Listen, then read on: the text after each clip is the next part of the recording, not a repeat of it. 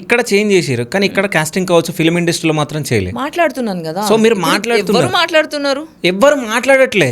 అందుకే ఒకరు మాట్లాడడం స్టార్ట్ చేస్తే మిగతా వాళ్ళు మాట్లాడడం స్టార్ట్ చేస్తారు. సరే నేను ఒక ఎగ్జాంపుల్ చెప్తా. సో బిగ్ బాస్ పైన మీరు పోరాటం చేయడం జరిగింది, కొంతమంది నేమ్స్ మీరు బయట పెట్టడం జరిగింది. పోరాటం చేసే ఉద్దేశం లేకుండా ఓకే, నాకు కేసు పెట్టుకొని దాని గురించి అప్డేట్స్ ఇచ్చే ఉద్దేశం ఉండే. ఓకే, మధ్యలో ఏమైంది, శ్వేతారెడ్డితో నేను కలిసి చేయడం అనేది తప్పు పని చేసిన. నా అంతలో నేను చేసుకోవాల్సింది. ఇంకొక అమ్మాయికి మనం నిల్చోవాలి, సామాజిక బాధ్యత అని అన్ని ఎడ్డి ఆలోచనలు పెట్టి సో సంథింగ్ అక్కడ ఏదైనా జరిగిందా? సో అది మిస్లీడెడ్.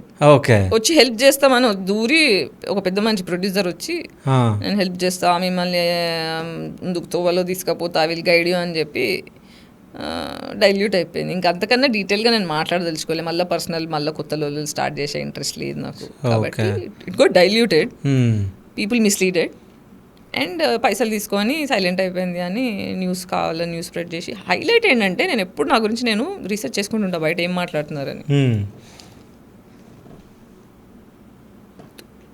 వాటర్ ఏమన్నా కావాలా, తుమ్ము వచ్చిన టైం రీసెర్చ్ చేసుకుంటా. సో ఆ టైంలో నా గురించి ఇట్లా డబ్బులు తీసుకొని సైలెంట్ అయిపోయింది అని కార్టూన్లు కూడా వేసారు మా మీద, ఫన్నీగా కార్టూన్స్ వేయడం అవన్నీ వేసిండ్రు.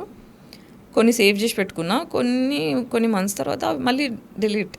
ఓకే, అంటే జస్ట్ ఒక వేవ్ ఆఫ్ నెగిటివ్ సాబోటాజింగ్, పేరు ఖరాబ్ చేయడం, కొన్ని మంత్స్ తర్వాత మళ్ళీ కంటెంట్ తీసేయడం ఆన్లైన్లోంచి.